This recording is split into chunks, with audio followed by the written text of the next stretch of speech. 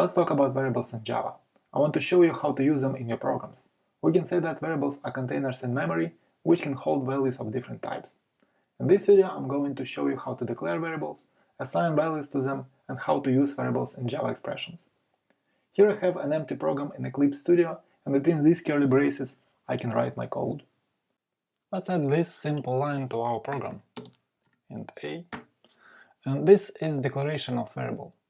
This declaration contains three parts. First part is the type of variable. In this case we have int, it means integer, so we declared integer variable. Second part is the name of our variable, and the third part, this is semicolon symbol, which has to be used in finish of every operator in Java. And here we have one declared variable and we can use it. For example, we can assign value to this variable and let it be 3. And then we might print this variable to our console with system out println method.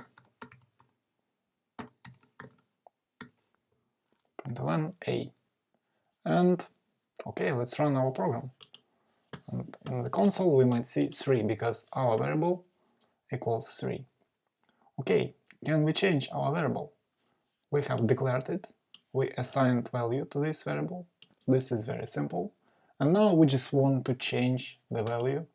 Can we do that? Of course we can. For example, in the next line we might write a equals 5. And what happens in this case?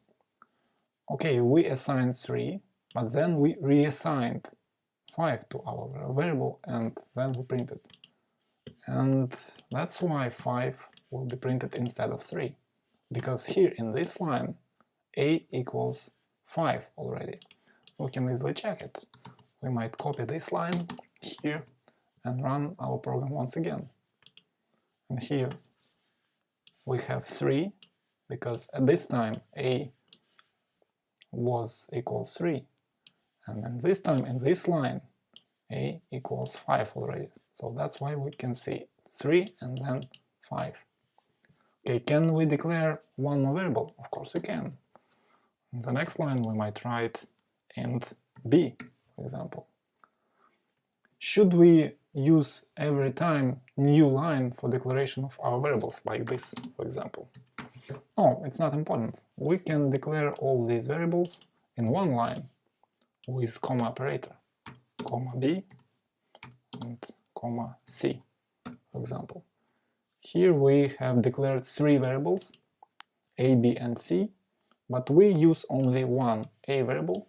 That's why we can see these warnings here, here and here. So we need to use b and c somehow, but it's not an error. We can run our program, we still can run it, and it still works. Okay, how can we use b and c here? For example, we can assign new value to variable during declaration. b equals 5, for example, and c equals 7. Why not? And we can print b and c. Here, for example, we can print b, and then we can print c. And here we can see 3, it was value of our a variable. Then we can see 5, because here a equals 5. Then we can see 5, because this is value of b variable. And finally we can see c variable. But of course user cannot understand all these numbers. Well, that's why we might add something to our println method. A equals plus a, and let's copy this string here. A equals a, and this is b variable, and this is c.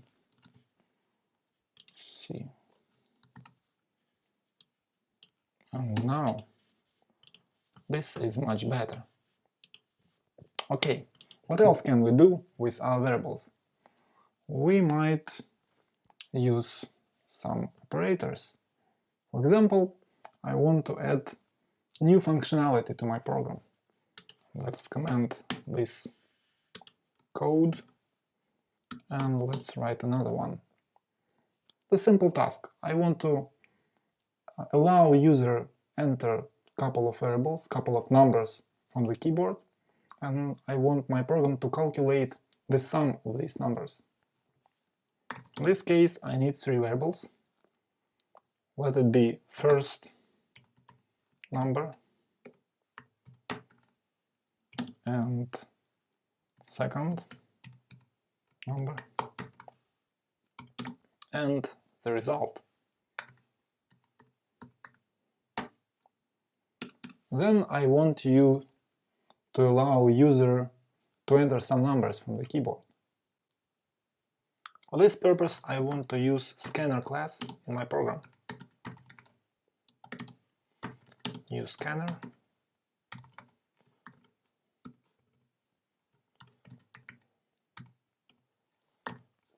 And we need to import this class to our program with Java util string with this line. And after that, I should close the scanner. Close. Actually, scanner object is the variable of type scanner. But this is not a primitive type. This is class scanner. And we should work with this scanner object a little bit differently, because here we need to use new operator. And int is the primitive type. Okay, let's allow user to enter first number and second number from the keyboard. We can easily do that with next int method of scanner class. First number equals, this is assignment of our first number variable, scanner next int, and then we want to enter the second number. Second number equals scanner next int. And then I want to print the sum of these variables with system out println method. Let it be a plus b equals, and I need to calculate the result. Let it be this way. Result equals first number plus second number, and let it be a plus b equals plus result. Okay, this is it. Let's run our program. First number, let's enter it, 3, and second number, let it be 5. So the sum of our two numbers is 8. Let's try it once again. 12 plus 15 equals 27. Okay, once again. Minus 5 and 14 equals 9. That's how it works. So we might discuss our program a little bit. The first line is declaration of 3 our variables, and all 3 variables are integers. Second line is the scanner. Because we need to enter our variables from the keyboard, we have to declare scanner in our program. And this is also a variable, but type is scanner. Then we need to enter first variable from keyboard, and we can do that with scanner next int method. We can say that this is special function for entering numbers from the keyboard. Second number was entered with the same next int function or method. Then we calculated result and put this result to result variable, and then we just printed the result in the keyboard. Okay, let's comment this program and write something else. And now let's discuss names of our variables. You cannot use any name for variables, because there are a couple of strict rules about naming of variables. For example, you cannot use names which start with numbers. This is good name, because it's correct. But if you use something like this, that will be an error, because name of a variable cannot start with numbers. Or, for example, you cannot use some strange symbols, something like this. This is incorrect name. Or name cannot be of two words, for example, my number. This is incorrect name, because this my is correct name, but the second word is incorrect because here we have space. So you cannot use space in your names of variables.